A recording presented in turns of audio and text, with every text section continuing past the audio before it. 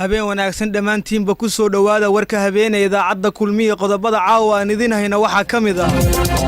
madaxda maamul goboleedyada madaxweynihii hore ee Soomaaliya iyo siyaasiyiin mucaarada oo maanta garowe u tagay ka qaybgalka caleemasaarka madaxweyne Saciid Dani Puntland oo amar dul dhigtay siyaasiyiinta mucaaradka ee maanta tagay magaalada Garowe ee gobolka Nugaal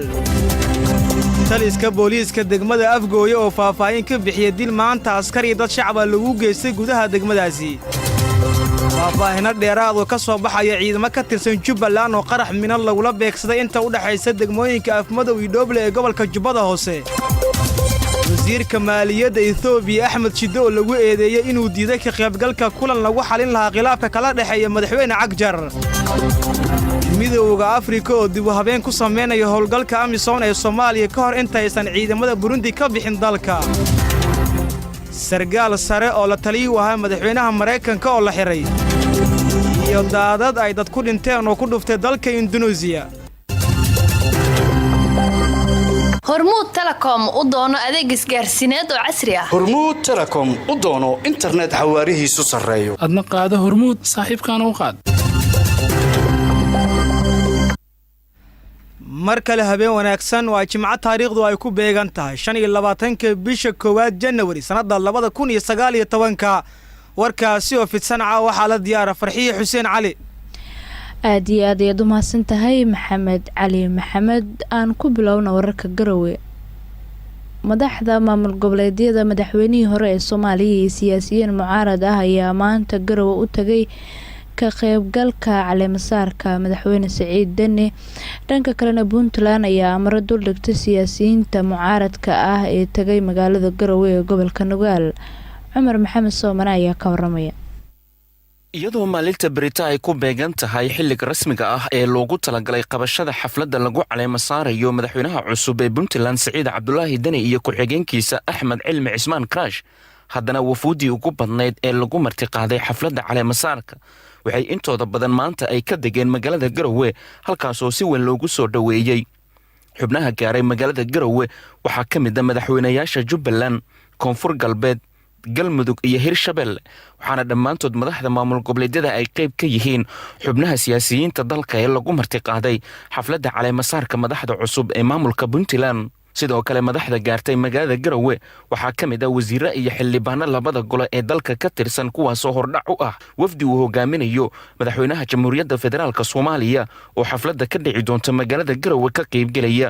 iyadoo madaxweyne Maxamed Cabdullaahi Farmaajo uusan gaarin magaalada Garowe haddana wafuudda hordhaca u ah ayaa ku sugan magaalada Garowe waxaana saacadaha soo socda la filaya in madaxweynaha uu gaaro magaaladaasi xubnaha siyaasiyiinta gaartay magaalada Garowe waxaa sidoo kale ka mid ah Xasan Sheekh Maxamuud madaxweynihii hore ee Jamhuuriyadda Federaalka Soomaaliya Cabdiraxmaan Cabdishakuur Warsame oo ka mid ah xubnaha mucaaradka ah ee sida weyn u dhaliila dowladda Federaalka Soomaaliya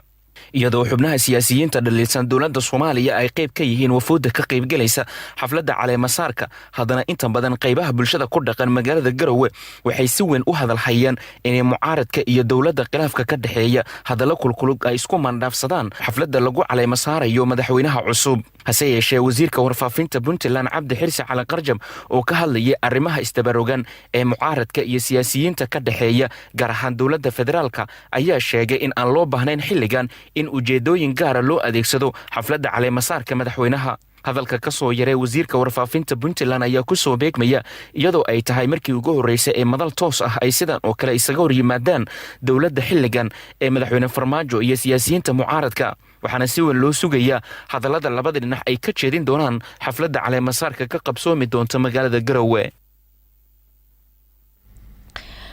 taliska booliiska degmada Afgooye ayaa faahfaahin waxa ay ka bixiyeen dil maanta askari dad shacab ah loogu geystay gudaha degmadaasi Yoonis Duraan Cali ayaa ka waramaya koox ku hubaysan biskoolado ayaa salaadii jimce ee maanta kadib waxaay degmada afgooye ee gobolka shabeellada hoose ku dileen 3 askari oo ka tirsan ciidamada minishiibiyada ee degmada afgooye iyo 2 qof oo dumar ah oo ka mid ahaa dadka suuqa ku sugnaa. dilka ayaa waxuu si gaar ah kaga dhacay bartamaha suuqa ee degmada afgooye waxaana la sheegay in askarta xilliga la tooganayay ay ku guda jireen aruurinta canshuuraha iyadoona 2 haweenka ah dhintay ay ka mid ahaayeen dadkii wax ku iibinaya suuqa sida ay noo sheegeen dad ku sugan degmada afgooye.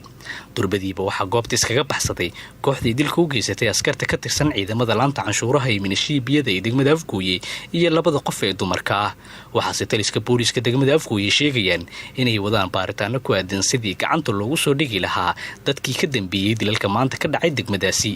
taliyaha saldhigga degmada afgooye ee gobolka shabeellada hoose dhamme cabduqaadir cismaan oo la hadlay idaacadda kulmiye ayaa ka warbixiyey sida maanta ay wax uga dhaceen degmada afgooye ee gobolka shabeellada hoose iyo haddii ay jirto dad loo soo qabtay dilalkaasi. alxamdulilah kulley maanta waxa dhacday shaqaaqyaraas dhacday waxaan ugu tacsiinahay iladii geeriyoodeen gacan ka daranaad dishay oo nabadiidka ahay ayaa shacabka xilliga jimcaha lagu jiro ayaa isku soo horgeysiyey dadka inay maaragtay dad oo maaragtay shacabka isku soo horgeysiyey walaahi niman minishiinbiya meesha ku sugnaay ayay horta ii sheegeen ay ku laayeen iyagiina waa ay baxsadeen kulley hadda baaritaan waa lagu daba joogaa marka kulley dhinaca geedkii kale inay u baxsadeen hadda kulley warbixinada ku helayna laakiin meel kastoo ay ku dhuumaadaystaan insha allahu sharcigun bay geen doonaa la soo qaban doonaa dilaaheeda walaaniyo askarta geeriyootay dadkaas geeriyootay meesha beeshinbiya ugu shaqaynayay 3 nin waaye kulley geerida hadda intaa aragnay naga xabadihii askarta loo waday dhimiyey kulley 4 waaye ingarata 2 naagood iyo 3 askar 5taas dhimashadaas waaye waa 5taas waayo marka ilaa hadda cida u soo qabateen ma jirta arintan waa loo soo qabtay iyo baaritaankii waa lagu gudi jiraa maanta 7 saac meelaha soo ka dhacay kulley waa lagu gudi jiraa ilaa waa socdaa baaritaankii soo. maalmihii u dambeeyey ayaa degmada afgooye waxaa ku soo badanayay dilalka noocaan oo kale ah sidoo kale waxaa xusid mudan in suuqa bartamaha ee afgooye ku yaallo uu ku soo noqnoqday dilalka loo geysanayo ciidamada laanta canshuuraha kuwa oo ka howlgala degmada afgooye. ciidamo ka tirsan jubbaland ayaa qarax miino waxaa lagula beegsaday inta u dhexeysa degmooyinka afmadow iyo doobley ee gobolka jubbada hoose. maxamed cali maxamed ayaa warkan faahfaahinaya. warar dheeraada ayaa ka soo baxaya qarax miino oo ciidamo ka tirsan maamulka jubbaland lagula beegsaday inta u dhexeysa magaalooyinka afmadow iyo dooble ee gobolka jubbada hoose. ciidamada la qarxiye ayaa la sheegay inay ka tirsan yihiin ciidamada ilaalada madaxtooyada maamulka jubbaland kuwaasi oo xilliga la qarxinaya kusii jeeda magaalada kismaayo ee gobolka jubbada hoose. saraakiil ka tirsan ciidamada militariga Soomaaliya ayaa keenan u xaqiijiyay dhimashada 8 askari oo ah kuwa ilaalada madaxtooyada Jubbaland halka dhaawac la sheegay inuu intaasi ka badan yahay. ciidamadan ayaa ka mid ahaa kuwa ka qayb qaadanaya xaqiijinta amniga Doobley oo muddooyinkii ugu dambeeyay uu ku sugnaa madaxweynaha maamulka Jubbaland Axmed Maxamed Islaam Axmed Madoobe iyo xubno uu hogaaminayo oo maalmahan booqasho ku jooga degmadaasi. dhinaca kale dagaalamayaasha al-shabaab oo sheegtay mas'uuliyadda qaraxan ayaa waxa ay sheegeen in qaraxaasi ay ku dileen 18 askari oo ka tirsan ciidamada maamulka Jubbaland. dhawaan ayay ahayd markii madaxweynaha maamulka Jubbaland Axmed Maxamed Islaam Axmed Madoobe uu sheegay inuu bilaabayo weerar ka dhan ah dagaalamayaasha al-shabaab ee ku sugan inta badan deegaanada gobolka Jubbada Dhexe iyo waliba qaybo ka mid ah gobolka Jubbada Hoose. wararka caawa naga soo gaaraya magaalada Jigjiga ee gobolka Soomaalida Itoobiya ayaa ku soo waramaya in magaaladaasi maanta ilaa caawa ay martigelinayso shirar kala gooni ah oo lagu damacsan yahay in lagu xaliyo khilaafka la sheegay inuu u dhaxeeyo gudoomiyaha xisbiga dimuqraadiga ee shacabka gobolka Soomaalida Itoobiya Axmed Shide iyo madaxweynaha deegaanka Mustafa Maxamed Cumar Cagjar. odayaasha dhaqanka ayaa la sheegayaa in ay ku bireen xalka gaaridda khilaafka soo kala dhexgalay madaxda gobolka balse qaar ka mid ah odayaasha ayaa warbaahinta u sheegay in gogashii lagu xalin lahaa khilaafka uu diiday inuu kasoo qayb galo gudoomiyaha xisbiga dimuqraadiga ee shacabka gobolka Soomaalida Itoobiya ahna wasiirka maaliyadda ee Itoobiya. khilaafkan ayaa la aaminsan yahay in uu ka taagan yahay sidii awoodda gobolka wax looga siin lahaa xubno hore kaga tirsanaa maamulkii awoodda xilka looga tuuray ee cabdi maxamuud cumar. midowda Afrika ayaa dib u habeen waxa ay ku sameynayaan howlgalka AMISOM ee Soomaaliya ka hor inta aysan ciidamada Burundi ka bixin dalka. Maxamed Axmed Maxamuud ayaa ka waramaya. howlgalka midowda Afrika ee Soomaaliya ayaa waxa uu doonayaa inuu dib u habeen ku sameeyo ciidamadiisa iyo kuwa Soomaaliya xilli la doonayo inay wadanka ka baxaan kun askari oo ka socda wadanka Burundi bisha soo socota dabayaaqadeeda. Francisco Madera oo ah wakiilka midowda Afrika u qaabilsan Soomaaliya ahna sidoo kale madaxa AMISOM ayaa waxa uu sheegay inay tallaabo muhiim ah u tahay in ciidamada dowladda federaalka ee Soomaaliya iyo kuwa AMISOM ay bilaabaan howlgal wada jira oo uu sheegay in la doonayo in al-shabaab looga saaro qaybaha ay wadanka uga sugan yihiin. xilliga kala guurka ahi waxa uu ku saabsan yahay in la taageero hay-adaha dowladda si looga saaro al-shabaab wadanka loona adkeeyo nabadda iyo amniga Soomaaliya ayuu Francisco Madera waxa uu ka sheegay kulan amniga looga hadlayay oo magaalada Muqdisho lagu qabtay sida lagu xusay warqadda kulanka laga soo saaray Khamiistii. muhiim ayay u tahay AMISOM iyo ciidamada qalabka sida ee Soomaaliya inay bilaabaan howlgal ay ku midaysan yihiin si ay al-shabaab wadanka uga saaraan ayuu Madera ku adkaystay intii uu khudbadda ka jeedinayay shirka magaalada Muqdisho lagu qabtay oo lagu qaabeynayay sida ay u bilaaban karaan howlgallo wada jira oo ciidamada dowladda iyo AMISOM ay ku midaysan yihiin. kulanka amniga ee magaalada Muqdisho lagu qabtay ayaa waxa uu qayb ka ahaa kulamo dhowr ah oo lagu qaabeynayay sida ay u dhacayaan howlgallada ciidamada midowda Afrika iyo kuwa dowladda federaalka ee Soomaaliya ee 2018 ilaa 2021. waxaa shirkii ugu dambeeyay la isku soo qaaday in inta aysan ka bixin ciidamada midowda Afrika ka socda ee kunka askari ah bisha soo socota dabayaaqadeeda Soomaaliya la isku dhafo ciidamada isla markaana dib u habeen lagu sameeyo saldhigyada qaar ee la doonayo in ciidamada kunka askari ah ee wadanka Burundi ka socda ay ka baxaan. waxaa xusid mudan in dowladda Burundi ay muran ka keentay ka bixitaanka ciidamada kunka askari ah ee la doonayo in Soomaaliya laga saaro 28 Febraayo. midowda Afrika ayaa waxaa dabayaaqada sanadkii hore uu shaaciyay in kun askari oo ka socda dowladda Burundi kana tirsan ciidamada nabad ilaalinta midowda Afrika ee Soomaaliya ay gudaha Soomaaliya ka bixi doonaan taas oo qayb ka ah buu yiri midowgu yaraynta ciidamada midowda Afrika ee jooga Soomaaliya. warka habeen ee keenan ayaad dhageysanaysaan dhageystayaal akhbaaraadka ee caalamka ayaa inoo harsan balse markaan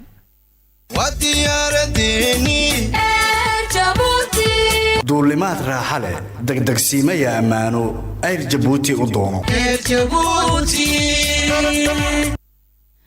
siyaasiga Roger Stone oo muddo dheer isbahaysi la ahaa madaxweyne Donald Trump ayaa lagu xiray magaalada Florida isagoo loo haysto ilaa 7 dambi. Mr. Stone oo lagu wado in la horgeeyo maxkamad ayaa dambiyada loo haysta waxa ay yihiin kuwa xiriir la leh jabshashada Ruushka uu jabsaday iimaylada madax ka tirsan xisbiga dimuqraadiga sanadkii 2016.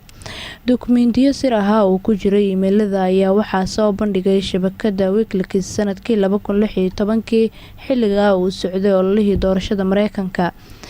madaxii ololaha doorashada ee Hillary Clinton ee 2016 iyo John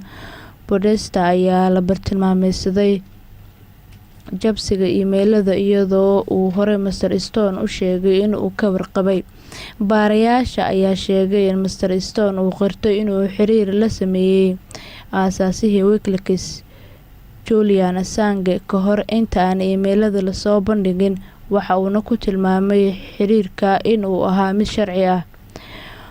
qodobka warkeena habeen ugu dambeeya dhageystayaalna daadad ay dad badan ku dhinteen ayaa ku dhuftay dalka Indonesia. dhimashada dadka ku dhintay daadad xoogan oo ku dhuftay dalka Indonesia ayaa kor u kacay. wararka ayaa sheegaya in gobolka Sulawesi oo ku yaala koonfurta dalkaasi uu yahay kan ugu badan ay dadku ku dhinteen. dhimashada ayaa la sheegayaa in ay hadda ka badan tahay 59 ruux.